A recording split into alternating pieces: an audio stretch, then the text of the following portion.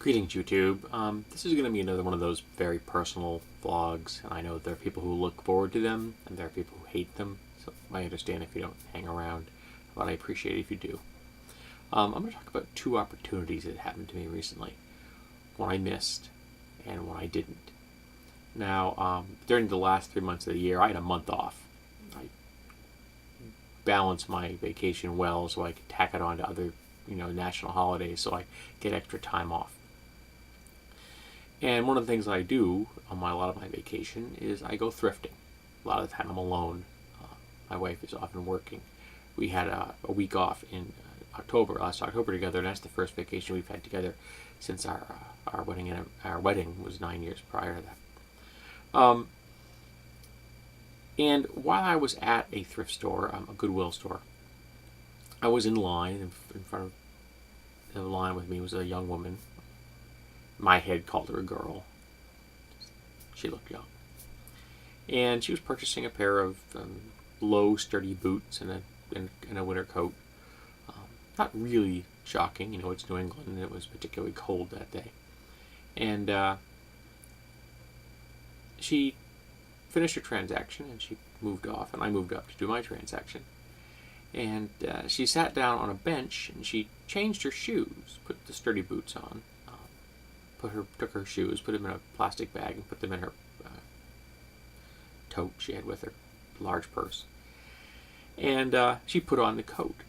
And by the time she had finished doing these things, I had finished my transaction. I was walking towards the door. Now, one of the things I noticed about this girl up to this point, this young woman, was that she had an air of need about her. And I explained this to a friend of mine, and she asked, "I need for what?" And I don't know if it was shelter, or kindness, or food, or drugs, or what. But there was just this air of need about her. It just came off her in waves. So I actually got to the door before she did, and I held it open for her. Now I hold doors open for people all the time. Sometimes because it's practical, they've got carts, or they're older, or pushing a kid or something. And sometimes just because I happen to be there and I consider it an act of courtesy. And I do it for men and women. And when I did this, she said, "Thank you." And she said it in a way to me that was genuine. She was thankful for the fact that I held that door for her. And then she walked out into the parking lot, and I watched her walk out, and I was watching her move to see if she walked towards the car, and she didn't. And it was cold that day. It was really cold. And she bought that coat because she needed it. She was walking somewhere. And I wanted to call out to her. I wanted to say, "Pardon me, miss. Do you need a ride?" I was on vacation. I could have taken her anywhere. It didn't matter to me. But I'm a pretty big guy. And I'm a whole lot older than her. Well, far above twice her age. And I hesitated because I didn't want to come off like a stalker, a creeper. I didn't want to make her nervous or scared. And that inhibited my compassion and my humanity. I should have just put myself out there, and if she thought I was a creeper or a stalker, let her. I should not have let how she could have perceived me inhibit an act of kindness. Because if that act was rebuffed, it doesn't change the fact that I would have still had the opportunity to make it. I felt bad about that, genuinely bad about that. The rest of my day had a kind of an overcast on it. Jump forward to January 17th. I was sitting in my doctor's office that day. I had an appointment. Wasn't really all that happy. My company had required me to work that night, so instead of having the day off for my doctor's appointment, I was going to have to go home and try to cram some sleep in so I could go back to work that night. It hadn't originally been scheduled. I don't normally work Friday nights. And so I'm flipping through a gaming book, And in walked three people. It's a man, my age, maybe a little bit older. A woman in her 70s, silver white hair, and a woman in her 90s. And the dynamic between the male and the younger of the two women was not good. Right off the bat, I could tell there was. And they sat down, and the older woman just sat there, and she put their arms in her hands in her lap very quietly. And the younger of the two, the one with the silver white hair, sat there, chin purse, like this, like it was a wall, like it was a shield. It's like the shield behind me on that shelf. And then she and the man began to bicker. She claiming abuse, and the way she said it, I believed her. And then they started calling each other ignorant. And she implied he's a drunk. And he insulted her. And then she said it's my job to take her to her appointments. And he's like, no, it's your job to do what I tell you to do. And then they started arguing about power of attorney. And it was a horribly ugly scene. And all this is going on with one sitting on one side and one sitting on the other of this woman in her 90s. Trapped. She can't go anywhere. She can't get up and get in that car and go. She's dependent on these people. And they are tearing each other apart in everything but a physical attack. And neither here was no good guy here. They were both bickering at each other. The woman claiming he was ignorant. She says, well, and he was coming back, and she, well, can you even spell ignorant? And he responded with B-R-A-B-A-R-A, Barbara, which apparently is her name. Nasty stuff, folks. So when the medical assistant called me into the office, as soon as I got to put my stuff down, they wanted to weigh me before I had my exam. I go to the doctor twice a year because I'm diabetic. And I said, I got to tell you something. It's going to sound a little weird. I said, there's a dynamic going on in that waiting room that's just really bad for that older woman. It's horribly unhealthy. She's trapped. And she doesn't have any way to get away. And then I explained it to my doctor when my doctor came in, and the medical assistant came in later to give me a flu vaccine, and she told me that she was glad that I had told her. And I said, hey, that's cool. I thought it was the least I could do. Literally, the least I could do. And then I left after my appointment was over, and I went to another Goodwill store. And I'm in the Goodwill store, my phone rings, and I answer it. And it's my doctor's office. And it's someone, I didn't recognize her voice, I think it might have been the head nurse,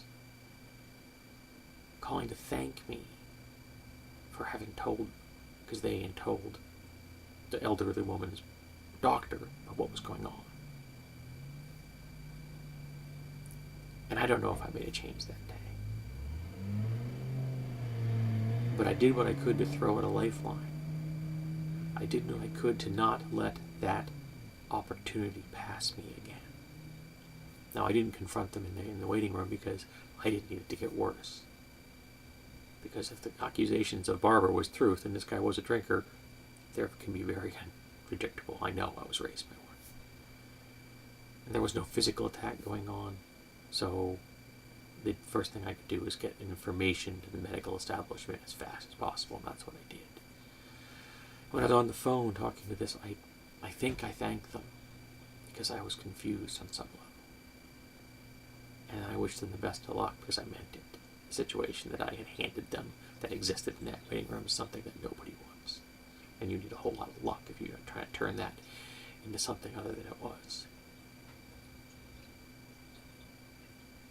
And I'm not looking for praise here. I'm not trolling for appreciation or thanks. I was genuinely confused because, try as I might, I still have a hard time showing compassion for myself. I try real hard. Work at it a lot. I better at showing compassion for others, but if you don't take care of yourself first, you're not going to be able to do as much as you want for other people. You need to be centered, you need to be clear, you need to be balanced. And I'm a whole lot closer than I was in the past. And I'll be a whole lot closer in the future. But I still have a hard time accepting that. I told my wife more than once that the most painful thing I've ever experienced in my world emotionally has been when she's kind to me. Because it's so hard to accept. Because it wasn't something I was raised to understand. And then, when I can finally appreciate it and accept it, it just makes me angry because it shows me all the times that I didn't have it as a child. I can't change that. The past is a book. We can learn from it, but we can't change it. But I hope, I'm praying, maybe I made some small change in that elderly woman's life. Maybe there's another sliver of daylight that she didn't have before. Maybe somebody else can get power of attorney so that she gets the help she needs. Maybe she can go into a good home. I was at one today for celebrating my wife's grandmother's birthday. She's 99 today. It's in a really lovely facility she's in. A nice staff. Care. Even the people cleaning the tables and setting up the dinner settings care. So I hope that things worked out for that woman. A little bit better than they were when she started her day. A little bit better than when she sat down and found herself trapped between two angry, closed people not able to handle their own problems and willing to spew them out at another person. Didn't let this opportunity slip by. I can't have regrets about the last one, because it's past. It's done. But I can learn from it. I can decide I shall make the effort. I will put myself out there to be refuted, to be turned down, and accept it for what it is. It isn't an attack on me. It isn't my ego. It is my compassion, and if my compassion says I have to accept that refusal, then that is what it has to be. That everyone has autonomy. That you are not a reflection of me. You are not a thing that does things for me. And that's important to remember. Keep it right up here in the front. Don't forget it, and write it on your hand.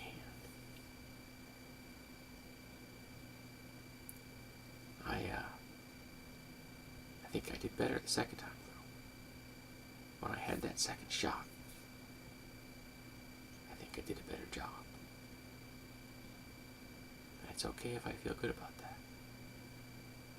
Haven't told my therapist about this yet. That's going to be this coming Thursday. So that should be a bulk of my session. Because the missed opportunity the first time I mentioned was a good second part of one of my sessions as well.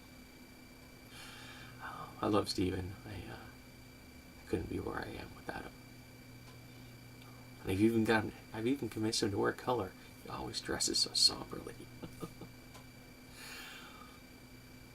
I hope that people didn't mind this video, and that maybe you can learn something from it.